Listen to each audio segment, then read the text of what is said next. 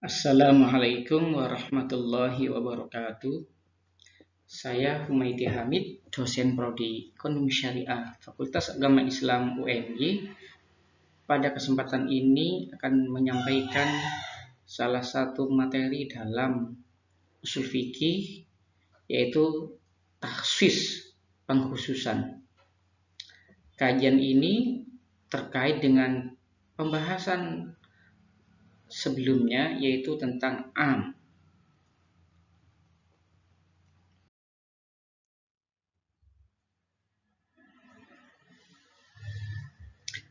Sekarang pengertian takhsis. Takhsis itu adalah penjelasan bahwa lafal am atau lafal umum hanya berlaku atau mencakup pada sebagian unsurnya, tidak seluruhnya. Sebelumnya sudah disampaikan bahwa lafal am itu adalah lafal yang mencakup semua unsur-unsurnya. Nah, kalau takhsis itu penjelasan bahwa lafal am itu hanya berlaku pada sebagian unsur, tidak keseluruhan. Nah, bisa juga dikatakan takhsis itu membatasi atau mengkhususkan cakupan lafal am pada sebagian unsurnya, tidak seluruhnya. Di lafal am kalau tidak ditaksis itu berlaku umum tanpa perkecualian. Tapi begitu ditaksis maka keberlakuannya itu tidak kepada semuanya lagi, tapi hanya kepada sebagian unsur-unsurnya. Nah, dalil yang mentaksis itu disebut dengan istilah mukhassis. Mukhassis isim fa'il dari khososo. Jadi mukhassisun yang mentaksis.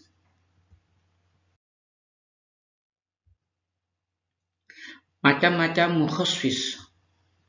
Jadi mukhassis itu ada dua macam. Yang pertama mukhassis mustaqil atau mukhassis bebas, yaitu mukhassis yang terpisah dari lafal yang mengandung lafal am.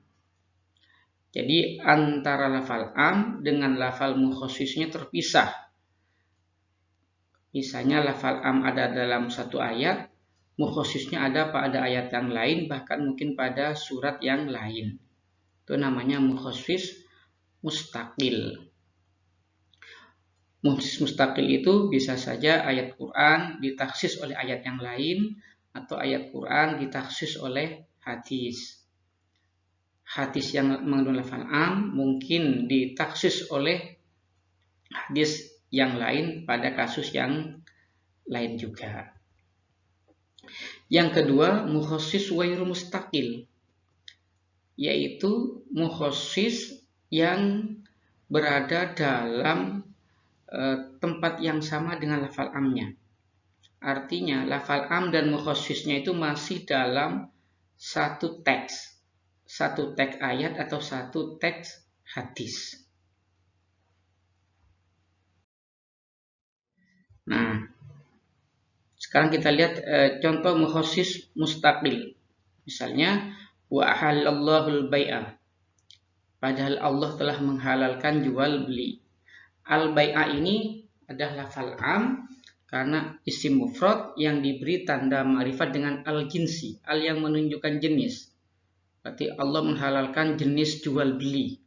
Pada dasarnya semua jual beli itu halal. Tapi kan kemudian ayat ini ditakhsis oleh hadis. An Abi Hurairah anna Nabiy sallallahu alaihi wasallam naha an bai'il gharar. Dari Abu Hurairah bahwa Nabi Muhammad sallallahu alaihi wasallam melarang jual beli gharar, yaitu jual beli yang tidak pasti, yang mungkin ada, mungkin tidak ada. Seperti jual padi yang masih hijau, yang mungkin panen dan mungkin juga tidak panen. Nah, dengan adanya takhsis, maka kehalalan jual beli yang dimaksud dalam ayat Al-Quran itu tidak mencakup jual beli gharar.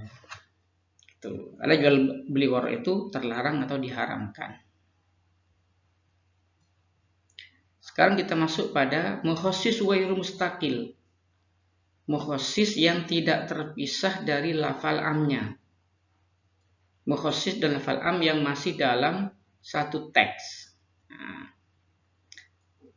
itu ada beberapa macam. Yang pertama adalah istisna muttasil. Nah, istisna perkecualian. Muttasil itu artinya bersambung. Maksud istisna muttasil itu adalah istisna di mana yang dikecualikan itu bagian dari kelompok tempat pengecualiannya. Misalnya di sini la ilaha illallah. Tidak ada sesembahan dalam kurung yang benar illallah kecuali Allah. Allah ini merupakan sesuatu yang disembah, dan di samping Allah itu juga ada ilah-ilah yang disembah oleh orang kafir. Jadi Allah itu kan bagian dari sesembahan. Makanya di sini Allah di sini karena ini bagian dari sesembahan dinamakan istisna muttasil. Jadi tidak ada sesembahan yang benar kecuali Allah. Jadi yang disembah selain Allah itu salah, gitu ya. Ini namanya istisna muttasil.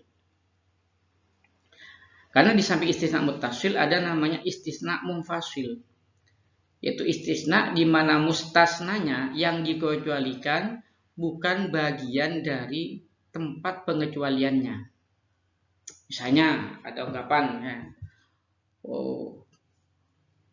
para turis sudah datang. Misalnya semua turis telah datang kecuali barang-barangnya.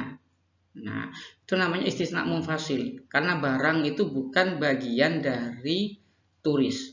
Jadi para turis telah datang kecuali barang-barangnya, itu istisna munfasil. Itu bukan sebagai mukhasis.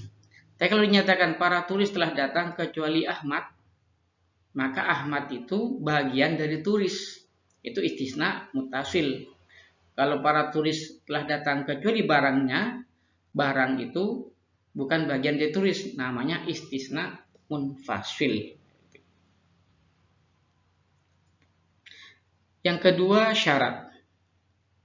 Nah, sini misalnya walakum dan bagimu para suami nisfu ma taraka azwajukum, setengah dari apa yang ditinggalkan oleh istri-istrimu, illam yakul lahunna walad, jika para istri itu tidak memiliki anak. Di sini lafal amnya itu ma, ya. Setengah dari apa yang ditinggalkan istri-istrimu. Ma berarti ini adalah isim mausul. Ma yang bermakna sesuatu. Ma maknanya ini sama dengan alladzi. Jadi sama maknanya dengan walakum nisful ladzi taraka azwajukum. Jadi ini isim mausul. Nah, para suami berhak mendapatkan setengah dari peninggalan istri. Tapi di sini ada syarat illam yakul lahunna walad, jika istri itu tidak memiliki anak.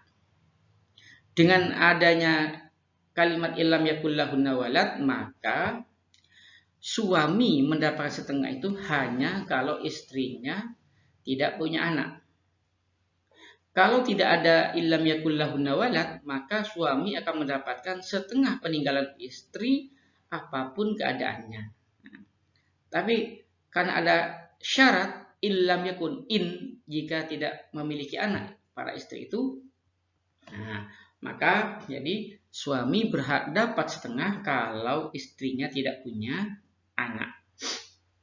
Saya katakan istrinya, kalau bisa jadi istrinya itu punya anak dengan suami sebelumnya. Nah, yang ketiga sifat.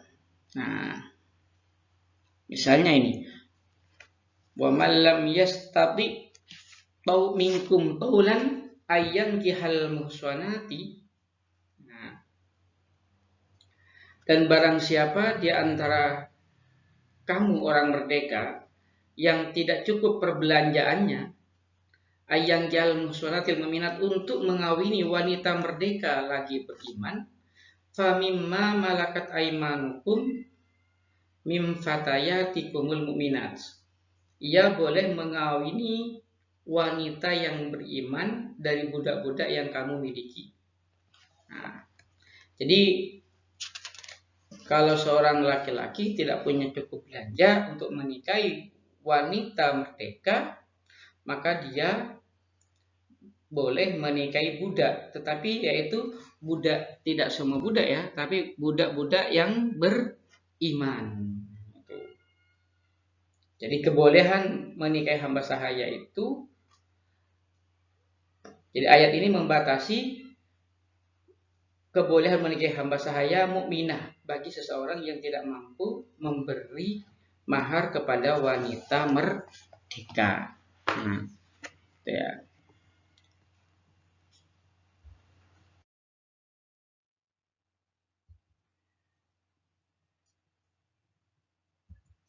Yang keempat, limit atau batas.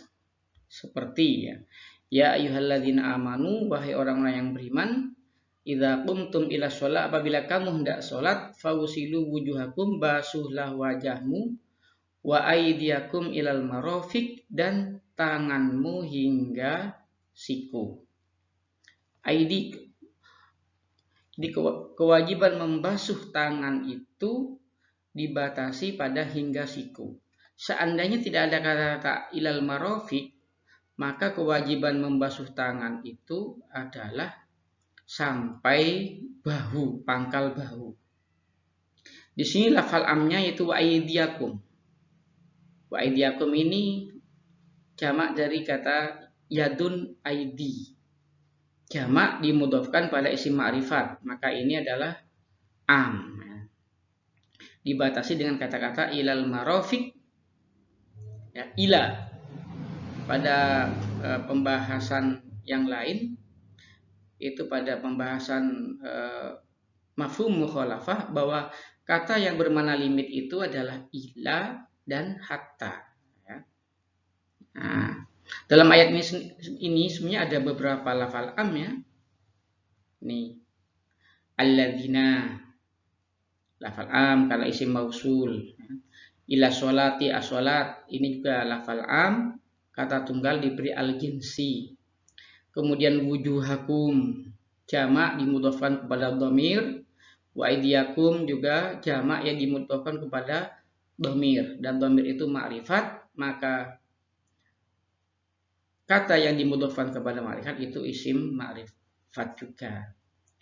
Nah, di sini yang ditahsis itu adalah kata aidiakum, ditahsis dengan kata ilal marafiq. Sehingga kewajiban untuk membasuh itu adalah sampai siku. Andai kata tidak ada kata-kata ilal marafiq, maka kewajiban membasuh itu hingga pangkal bahu. Karena tangan itu ya dari jari-jari sampai pangkal bahu.